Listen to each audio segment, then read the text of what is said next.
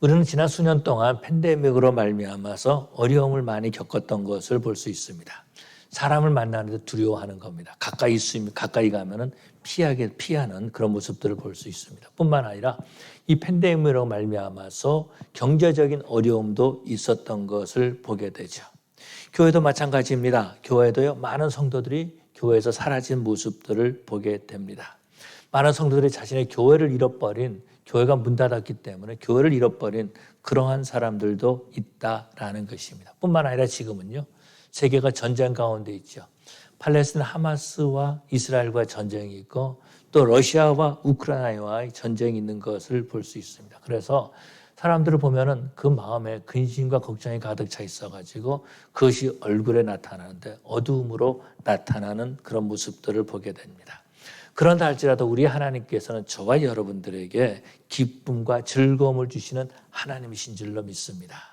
이런 어려운 가운데서 저와 여러분들을 이 재단에 불러주신 것은 우리에게 기쁨을 회복하기 위해서, 즐거움을 회복하기 위해서 부르신 줄로 믿습니다. 오늘 읽은 성경 본문에서 보면은 3절 안에만 한 절 안에만 이 즐거움이라는 단어가 4번 나오는 것을 보게 됩니다. 그런 가운데 3번은 같은 단어를 쓰고 있고요. 맨 마지막 4번째 단어는 조금 다른 단어를 쓰고 있는 것을 보게 됩니다.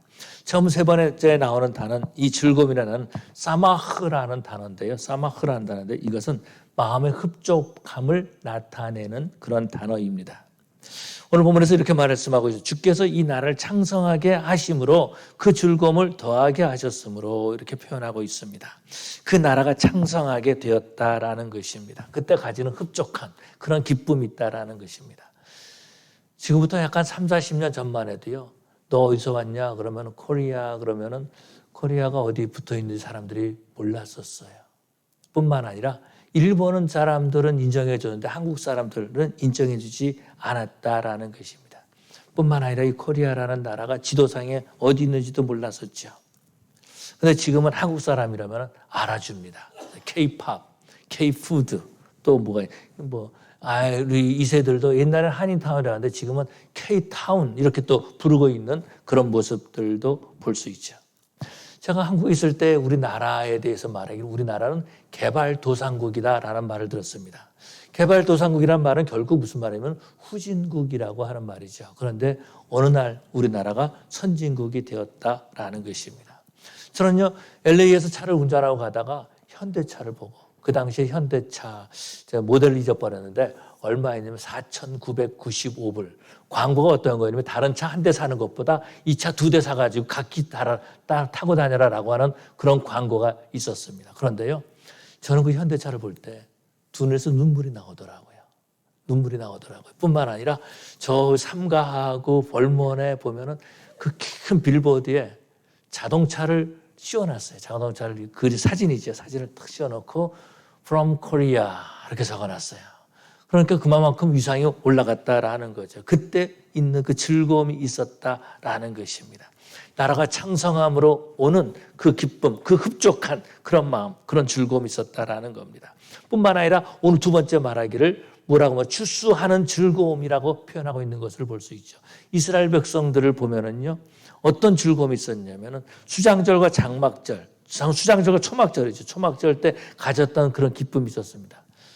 농사하는 농부가 추수하고 난 다음에 그 추수한 것을 거둘 때 그 얼굴에 푸른적함, 그런 어떤 그 만족함, 그런 흡족함 이런 것들이 얼굴에 나온다라는 것입니다. 그런 흡족함이 있고요. 또 마지막 3번째는 어떤 것이냐면은 이렇게 탈취물을 나눌 때 즐거움이라고 표현하고 있습니다. 탈취물은 도둑질한 물건이 아니라 이것은 전쟁에서 이기고 나서 그 전리품을 나누는 그런 것들을 의미하고 있습니다.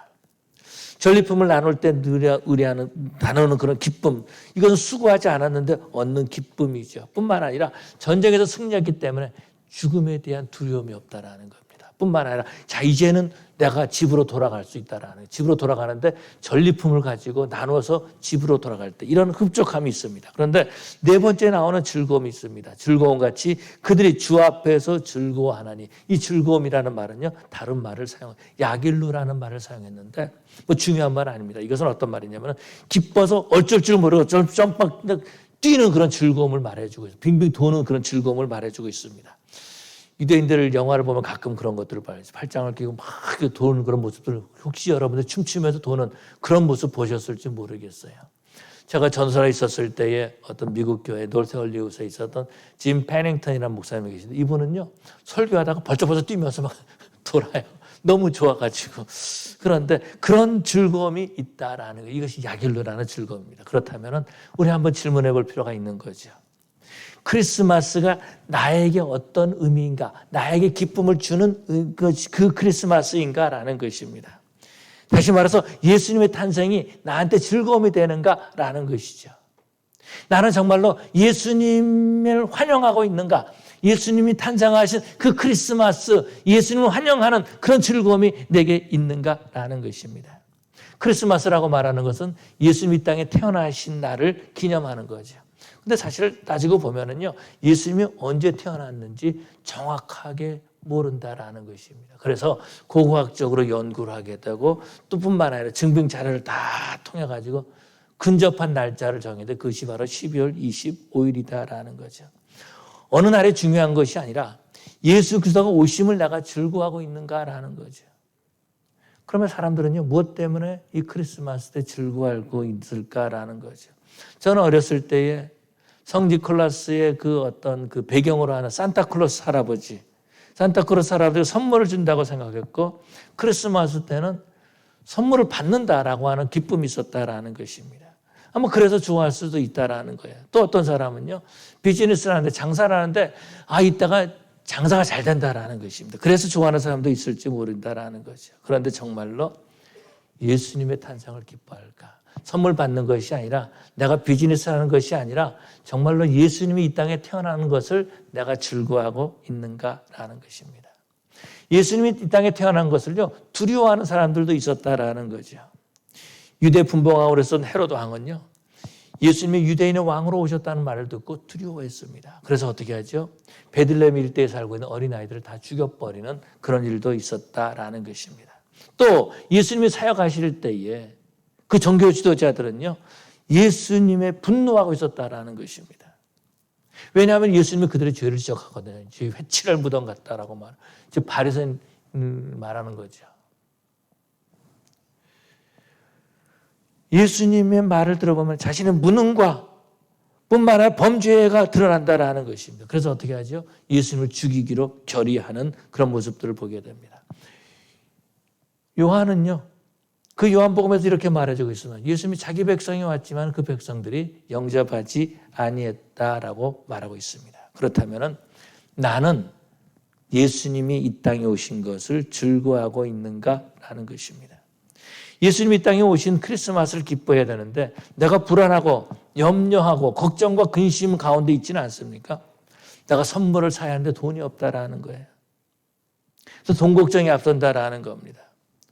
물질적인 풍요로움이 있어 거기 돈 걱정하지만 상관이 없는데 돈 걱정 때문에 계속해서 두려워하고 걱정하고 있다라는 겁니다. 오헬리의 소설책에 이런 얘기가 나오죠. 크리스마스 때 이제 아내가 남편에게 선물해야 되는데 돈이 없습니다. 그래서 머리를 잘라가지고 남편이 그 시계줄이 없어서 항상 주머니에다 시계를 차고 다니니까 그 시계줄을 선물하죠. 근데 남편은 어떻게 하죠? 자신의 시계를 팔아가지고 그 부인의 자기 아내에게 머리핀을 준비하잖아요. 막상 선물을 꺼내는데 시계줄을 꺼내는데 시계가 없어요. 머리핀에 꽃을 준비했는데 머리카락이 없다라는 것입니다. 물질적인 어려움이죠. 예수님이 태어나신 크리스마스를 기뻐하는데 무엇 때문에 기뻐할까라는 것입니다. 뿐만 아니라 유대 땅에 태어나신 예수님이 나와 무슨 상관이 있는가라는 것입니다. 예수님 메시아가 이 땅에 오신 것은 바로 잃어버린 기쁨을 회복하기 위해서 오신 줄로 믿습니다. 그래서 오늘 본문에서 보니까 4절에 이렇게 표현하고 있어요. 4절에 말하기를 이는 그들의 무겁게 맨 멍에와 그들의 어깨의 채찍과 그 압제자의 막대기를 주께서 꺾으시되 미디안의 날과 같이 하셨음이니이다. 미디안의 날이 어떤 날이죠? 미디안의 날이라고 하는 것은 사사기에 나오는 기드온 이야기에 대해서는 배경으로 두고 있다라는 것입니다. 미디안이 이스라엘을 공격합니다. 그냥 막 낙타인지 말인지 타고 와가지고 그냥 추수 때가 되면 싹 뺏어가는 거예요. 그래서 미디안으로 말미암아서 이스라엘 백성은 고통 가운데 있었다라는 것입니다. 근데 사사로 부름을 받은 기드온도요. 그때 무슨 일이 있었냐면은 포도주 틀에서 밀을 타작하고 있었다라는 거예요. 포도주 틀, 포도를 담아가지고 넣어가지고 이제 막 그 밟아가지고 포도주를 나오게 하잖아요. 포도즙을 나오게 하잖아요. 거기서 밀을 타작하고 있었다라는 겁니다. 밀을 타작하려면은 어떻게 했냐면 그 당시에 이 밀을 바람에 날렸습니다. 날리면 결은 다 날아가고 밀은 땅에 떨어지는 거죠. 그런데 포도주 틀에 숨어가지고 밀을 타작하고 있었습니다. 왜 그랬을까요? 미디안 사람들이 빼앗길까 봐서. 숨어서 먹을 것을 타작하고 있었다라는 거죠. 그래서 이 당시에 이스라엘 사람들은요, 미디안 사람들은 두려워가지고 동굴에 가서 이렇게 살고 있을 때라는 거죠. 그런데 미디안 사람 13만 5천 명을 13만 5천 명이 진을 치고 있을 때 미디안 군사 300명이 이들을 무찌른 그런 기사가 있습니다. 항아리 안에 횃불과 나팔을 가지고 미디안 진영에 둘러싸고 있었죠. 그래서 항아리를 깨고 나팔을 불면서 횃불을 착 울렸습니다. 이때에 미디안 사람 놀라가지고 도망가죠. 이것을 따라가서 죽였다라는 것입니다. 그날이 미디안의 날이다라는 거죠. 이때의 기쁨은 말할 수가 없는 거죠. 300명 가지고 13만 5천 명과의 전쟁에서 이겼다라는 것입니다.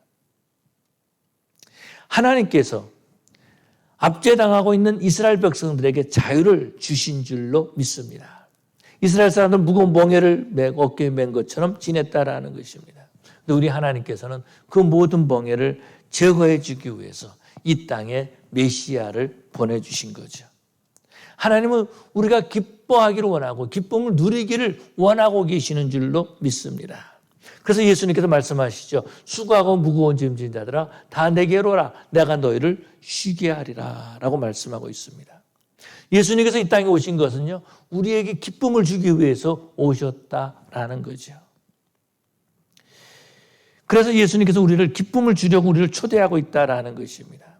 오늘 본문을 통해서 우리가 세 가지 질문해 볼 수 있습니다. 첫 번째 질문은요, 예수님의 기쁨을 주기 위해서 오신 것과 나와 무슨 상관이 있는가라는 것입니다. 두 번째 질문은 이런 거죠.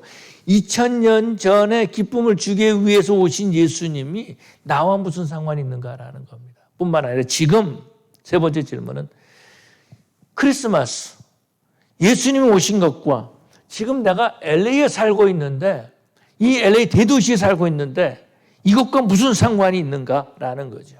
첫 번째 질문은요. 예수님의 기쁨을 주기 위해서 이 세상에 오신 것과 나와 무슨 상관이 있는가라는 것입니다. 크리스마스라고 말하면은 예수님이 이 땅에 오신 날을 기념하는 것입니다. 그래서 교회들마다 찬양하죠. 기쁘다 구주 오셨네 이렇게 찬양합니다. 그런데 정말로 기쁩니까? 구주가 오신 것이 정말로 기쁘냐라는 거죠. 지금 당장 렌트비 내야 되는데 만성 통증 때문에 날마다 진통제를 먹어야 잠을 잘 수가 있는데 정말로 기쁩니까? 그래서 오늘 많은 사람들이 기쁘다 구주 오셨네 찬양을 부르는데 입술은 기쁘다라고 하는데 그 행동은 슬프다라는 거예요. 그 마음은 슬프다라는 겁니다. 그 얼굴을 보면 괴로움에 가득 차 있다라는 것입니다. 오늘날 교회 다니는 그리스도인이라는 사람들도 이중적인 삶을 살고 있는 거죠. 교회에서는 기쁘다 그러는데 날마다 교회 갔다 와서 집에 와서 슬프다, 괴롭다, 힘들다 그렇게 살고 있다라는 것입니다. 그래서 사람들은요. 크리스마스가 나와는 아무런 상관이 없다라고 생각한다라는 것입니다. 크리스마스 누가 나에게 100만 불 정도 주면은 기뻐할까요? 100만 불 정도 주면은 기뻐할까? 기쁨이 없다라는 것입니다. 그런데 누군가가 나한테 100만 불 주는 것은 이거 꿈에나 일어날 수 있는 일이지 현실에서는 일어나지 않더라고요. 그래서 사람들은요, 크리스마스와 나와는 아무런 상관이 없다라고 말하고 있습니다. 오히려 크리스마스 때문에 근심한다라는 겁니다. 12월 달에 되면 돈 계산을 철저히 하잖아요. 선물비 얼마 나가야 되고, 뭐 누구한테 선물할까? 이 사람은 선물해도 돼? 안 해도 돼? 뭐 그러고 있잖아요. 사람들은 관계를 평가합니다. 이 사람한테 선물할까 말까? 관계를 평가하고 있다라는 것입니다.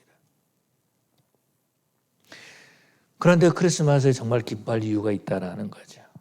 누군가가 나에게 100만 불을 주지 않는다 할지라도, 내 건강이 악화된다 할지라도 우리가 기뻐해야 될 이유가 있습니다. 그것은 예수님께서 이 땅에 오심으로 우리가 구원의 길이 열렸기 때문에 그런 거죠.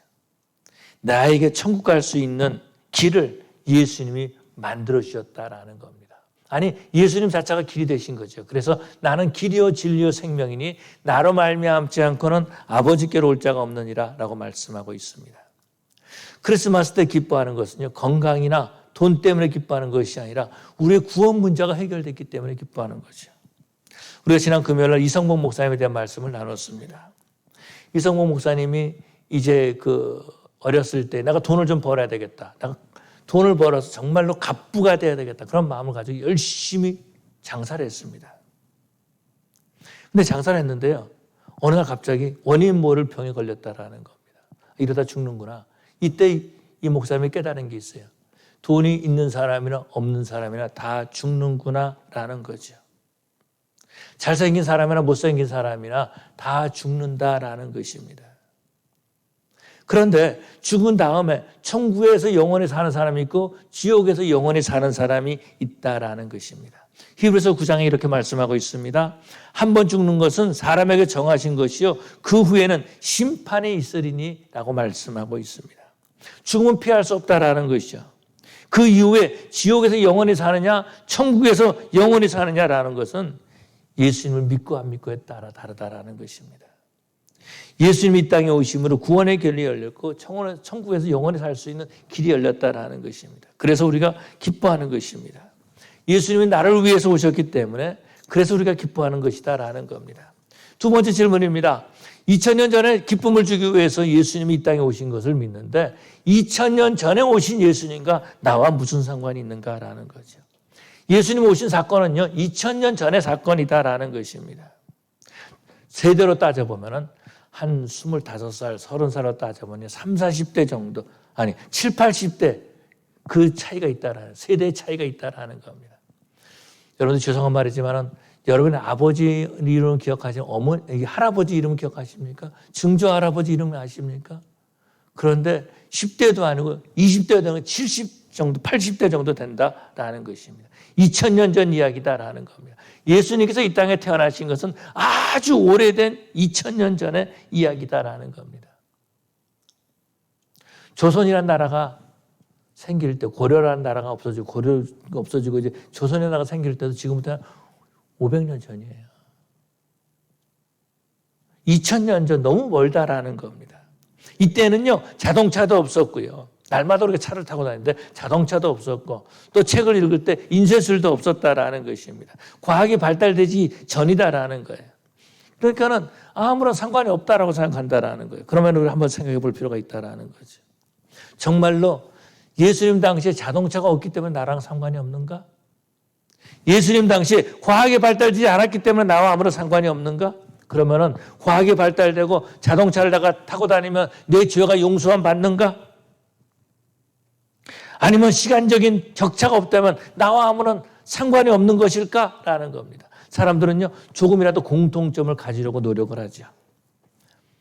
같은 성의를 가지면은요 같은 성이다라고 하면서 가깝게 지냅니다. 한 번은 이제 학교 신학교에서 강의를 하고 나오는데 어떤 전사님이 따로 나오면서 하는 말이 목사님 무슨 김씨예요? 그랬더니 나 무슨 김씨다 그랬습니다. 그랬더니 그래요? 반가워하더라고요. 그러더니 저녁에 자기 집에 초대하는 겁니다. 같은 김씨이기 때문에 초대하고 지금도 보면 그 전사님의 아들이 지금 뒤에서 통역하고 있어요. 다니엘 전사님 통역하고 있습니다. 사람들은요 나와 같은 지역에서 태어났다. 고향이 어디냐? 그것을 가지고 사람들은 또 좋아한다라는 것입니다. 같은 학교 다녔다 그래서 동문이라 그러면서 즐거워한다라는 것입니다. 심지어는요 우리 교회에서 보니까 같은 해에 이민 왔다고 또 좋아하는 분들도 있는 것 같아요. 나와 공통점이라도 공통점 하나라도 있으면은 가깝게 생각한다라는 것입니다. 그와 같은 시대, 같은 문화, 같은 시대, 같은 성씨를 가지고 산다 그래서 그거 가지고 우리 죄 문제가 해결되느냐라는 거죠. 유대인들은요 아브라함의 후손이다라고 하는 자부심을 가지고 있었습니다. 그래서 아브라함의 후손이기 때문에 우리는 구원받는다라고 생각했다라는 거예요. 그런데 지금도 유대인들이 결정하지 못하는 것이 있습니다. 그것이 어떤 건지 아세요? 물론 제가 칼리지 다닐 때까지, 그 다음에 어떻게 되는지 모르겠는데, 어머니가 유대인이면 유대인입니까? 아버지가 유대인이면 유대인입니까? 이걸 결정을 못하고 있었어요. 언제까지? 제가 칼리지 다닐 때까지. 불과 몇 년 전까지. 또 유대교에 입교한 사람도 있다라는 거죠. 그러면 유대인이냐라는 것입니다. 그러면 아브라함의 후손이 되느냐라는 거예요. 그래서 지금은요, 유대인들도 다 아브라함의 후손이다 이렇게 말하지 못하고 있다라는 것입니다. 마태복음 3장에서 보면 세례 요한이 이렇게 말합니다. 속으로 아브라함이 우리의 조상이라고 생각하지 말라. 내가 너희에게 이르노니 하나님이 능히 이 돌들로도 아브라함의 자손이 되게 하리라. 이렇게 말씀하셨습니다. 그런데요, 성령 하나님께서 2000년 전에 오신 예수님을 나와 상관 있게 하셨다라는 것입니다. 2000년 전에 오신 예수님을 나로 하여금 만나게 해주시고 그 예수님을 믿게 해주시고 구원의 길로 인도하셨다라는 거죠. 예수님이 이 땅에 오신 지 2000년이 지났는데 인류는 구원의 문제를 스스로 해결하지 못했다라는 것입니다. 죄의 문제를요 해결할 능력이 우리 인류에게는 없었다라는 겁니다. 아무리 과학이 발달되고 한다 할지라도 점점점 죄가 쌓여갈 뿐이지 죄의 문제는 해결하지 못했다라는 것입니다. 그런데 성령 하나님께서 2000년 전에 오신 예수님을 나의 구주로 모시게 하신 거죠. 성령 하나님이 2000년이라는 시간을 뛰어넘게 해주셨다라는 겁니다. 그래서 그 예수를 믿게 되면 구원을 얻게 되고 구원의 기쁨을 누리게 되는 줄로 믿습니다. 저는 어려서부터요 교회 다녔어요. 부모님 따라서 교회 다녔습니다. 그런데 정말로 예수님이 나의 구주다라는 것을 모르고 있었다라는 거예요. 그런데 1978년 3월 마지막 금요일입니다. 그때 이제 우리 교회 이중재 장로님이신데 그 장로님이 우리 청년들을 위해서 간증 예배를 인도했어요. 설교를 하는데 자기 간증을 했습니다. 그런데 그때에 내 가슴이 막 뜨거워지기 시작하는 겁니다. 예수님이 나를 위해서 죽으심을 깨닫게 된 거예요. 성령 하나님께서 내가 죄인임을 밝히 보여주셨다라는 겁니다. 그런데 내가 죄인인 것을 느낄 뿐만 아니라 마음이 너무 아픈 거예요. 나로 하여금 죄를 회개하게 해주시고 그 죄가 얼마나 많은지 그렇게 하나님 앞에 회개하고 성령 하나님을 체험하고 2000년 전에 오신 그 예수님을 나의 구주로 영접하게 됐습니다. 2000년이라는 기간이 중요한 것이 아니라 나를 구원하기 위해서 이 땅에 오신 나의 죄 문제를 해결하기 위해 오신 그 예수님 십자가에 죽으신 거죠. 그리고 우리에게 소망을 주기 위해서 부활하신 일이다라는 겁니다. 2000년 전에 오신 예수님을 나의 구주로 믿게 될 때에 내 안에서 기쁨이 솟아나는 줄로 믿습니다. 그래서 예수님이 오신 크리스마스를 기뻐하는 거죠. 사실 누군가가 우리 집에 방문하는 것 부담이 되는 거죠. 그런데 그 방문화가 오는데 내가 네 모든 빚을 다 갚아주겠다. 네 크레딧 빚을 다 갚아주겠다. 그러면 어떻게 하겠습니까? 내가 네 집에 가가지고 너를 좋은 길로 인도하겠다라고 말하면 어떻겠습니까? 그러면 기뻐하겠죠. 한 번은 필라델피아에 있는 어떤 목사님인데 그 목사님이 이제 건물을 구입을 했습니다. 이제 건물을 다 그러니까 예배당을 이제 구입을 한 건물을 구입했는데 문제는 뭐냐면 10만 불 정도가 부족한 거예요. 그래서 그걸 광고를 했는데 아무도 광고했는데 헌금할 사람은 아무도 없는 거예요. 그런데 그 말씀을 들은 백 집사님이 밤에 전화가 왔습니다. 목사님 제가 가도 되겠습니까? 목사님 집에 가게도 되겠습니까? 아니 밤중에 또 집사님 오신다는데 부담은 되는데 오지 말라는 소리도 못하고 오십시오라고 했는데 왔는데 보따리 하나 가져왔어요. 보따리 딱 보는데 거기에 캐시로 10만 불. 그래서 그걸 가지고 이제 교회를 당을 부족한 걸 메꾸고 교회당을 구입했다는 말을 들었습니다. 그런데 그 백집사님은 계속해서 부담이 되더라는 겁니다. 저녁밥을 먹어도 부담이 되더라는 거예요. 할 수 없이 한밤중에 목사님 제가 가도 되겠습니까? 라고 해서 그걸 갖다 드린 거죠. 나와 아무런 상관이 없는 줄 알았는데 예수님이 내 죄를 위해서 이 땅에 오시고 아버지 하나님으로 받은 유산을 나에게 주셨다라는 거죠. 그것이 어떤 겁니까? 예수를 믿어서 내가 하나님의 자녀가 되고 영생을 얻게 된 것이다라는 겁니다. 그래서 2000년 전에 오신 예수님은 나와 아주 특별한 관계가 있게 된 거죠. 마지막 세 번째 질문은요. 크리스마스가 지금 우리가 살고 있는 LA와 무슨 상관이 있는가? 내가 지금 LA에 살고 대도시에 살고 있는데 이것과 무슨 상관이 있는가라는 것입니다. 예수님은요. 그 옛날에 유대 베들레헴에서 태어나셨습니다. 그런데 그 유대 베들레헴 저 이스라엘 제가 한번 성지순례 갔더니요. 베들레헴에서 테러 사건이 났다고 거기 또 구경을 안 시켜주더라고요. 얼마나 섭섭했는지 몰라요. 그곳에 사람들이 별로 가기 힘든 곳입니다. 시골이다라는 거죠. 베들레헴에서 태어나신 예수님이 나와 무슨 상관이 있는가라는 거죠. 12월 25일. 그런데 우리는 크리스마스를 지내고 있다라는 겁니다.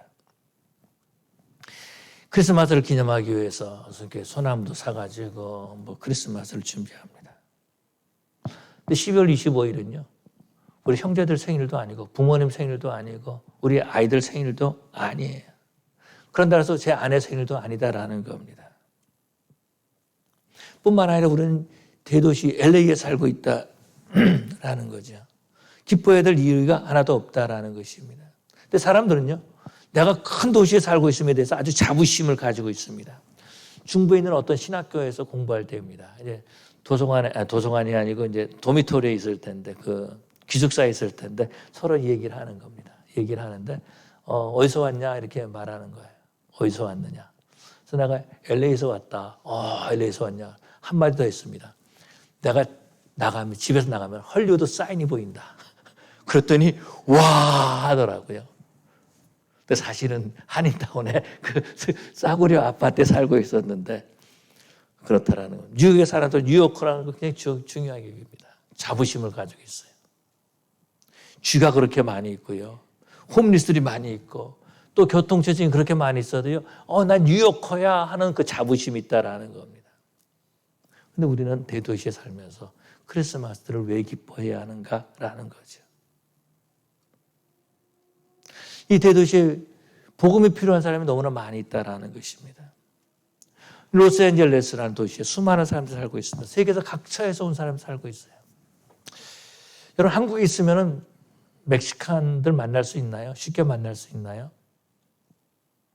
유럽에서 오신 분들 쉽게 만날 수 있나요? 근데 LA 사니까 이 멕시칸들 쉽게 만날 수 있더라고요. 푸에르토리코에서 오신 분들 만나게 되고 그런 모습들을 볼 수 있는데 그래서 우리는 그들에게 예수님을 이 땅에 구원자로 오셨다는 것을 증거할 수 있다는 거죠. 그래서 우리는 더욱더 기뻐할 수 있다는 겁니다. 아는 어떤 선교사님이 계신데 이분이 중국 선교사님이세요. 중국 선교사님이신데 중국에 안 가고 LA에 계시는 거예요. 근데 이분은 말 들어보니까 LA에 USC, Southern California University 아니면 UCLA 거기에서 그 근처에다가 아파트를 구해놓고 거기에 중국 사람들이 와서 유학 오는데 거기서 살게 하는 거예요. 살게 하는데 아주 싸게 돈도 조금 받는데 아주 싸게 거기 산다라는 겁니다. 그러면은 중국에서 박사학위 공부하러 왔던 사람들이 그 집에 이제 그 아파트에 유한다라는 겁니다. 그런데 그 아파트에 싸게 주는 조건이 있어요. 뭐냐면 주일날 예배드리는 예배에 참석해라. 일주일에 한번 성경 공부하는 데 참석해라. 몇 시간 하냐? 1시간밖에 안 해. 오케이. 얼마나 쌉니까? 밖에 나가서 일도 못 하는데. 그래가지고 그곳에 이제 유학생들이 와서 살게 된 거예요. 그런데요. 공부가 끝날 때쯤 되면은 예수를 믿는 사람들이 많이 이렇게 생기게 됐다라는 것입니다. 근데 이들이요 중국에서 이제 중국으로 학위를 받은 다음 박사학위를 받은 다음에 중국으로 돌아갑니다. 주로 학교에서 가르치는 사역을 하는 거죠. 그런데 그 선교사님이 중국에 가끔 가요. 가면은 그 교수들이 막 환영하는데 얼마나 환영하는지 모른다라는 겁니다. 그렇게 하다 보니까 그 교수들한테 배웠던 대학생들이 저 사람이 대단한 사람인가 보다 아니면 그 이웃들이 그것을 보고 야, 저 사람 정말 미국에서 굉장한 사람인가 보다라고 인정해 준다라는 것입니다. 근데 그들에게 복음을 전한다라는 거예요. 도시에 살고 있는 LA 살고 있어 우리가 신앙생활 하면서 다른 민족에게 예수님을 증거할 수 있다라는 겁니다. 그래서 우리가 기뻐할 수 있는 거예요. 그래서 크리스마스는요, LA에 살고 있는 저와 여러분들에게 아주 특별한 축복인 줄로 믿습니다. 그래서 우리가 기뻐하고 즐거워하는 거죠. 야, 크리스마스다. 우리가 예수님을 증거할 수 있다라는 거죠. 다시 한번 질문해 봅니다. 첫 번째 질문. 예수님이 나에게 기쁨을 주기 위해서 이 세상에 오셨다 그러는데 나와 무슨 상관이 있는가라는 것입니다. 두 번째 질문은 2000년 전에 기쁨을 주기 위해서 예수님이 이 땅에 오셨는데 지금 나와 무슨 상관이 있는가? 세 번째 질문은요. 크리스마스가 지금 우리가 살고 있는 LA와 무슨 상관이 있는가? 우리 성도들은 구원의 확신을 가지고 2000년 전에 오신 예수님의 탄생을 마음껏 기뻐하고 즐거워하면서 이곳에 살면서 만나는 사람들에게 예수님을 증거하는 그러한 저 여러분 되시기를, 그러한 특권을 누리시는 우리 성도들 되시기를 간절히 축원합니다. 기도하시겠습니다. 사랑의 아버지 하나님 감사합니다. 우리에게 크리스마스를 주셔서 우리 아버지 앞에 예배하게 해주시고 우리 아버지 하나님 기쁨과 즐거움을 주실 수 있도록 누릴 수 있도록 인도하심을 감사합니다. 이곳에 수많은 사람들 살고 있는데 그들에게 복음을 전할 수 있는 기회를 주시고 나를 구원해 주셔서 하나님의 자녀 삼아 주시고 세상으로 찌들었던 우리들을 다시 한번 회복시켜 주시고 천국을 소망할 수 있도록 인도하심을 감사합니다. 아버지 하나님 크리스마스 데이 정말 우리들 이 기쁨을 누리는 저들 되게 해주시옵시고 하나님 앞에 감사하는 삶을 살아가는 저들 되게 하여 주시옵소서. 요한은 내게 복을 주시고 너를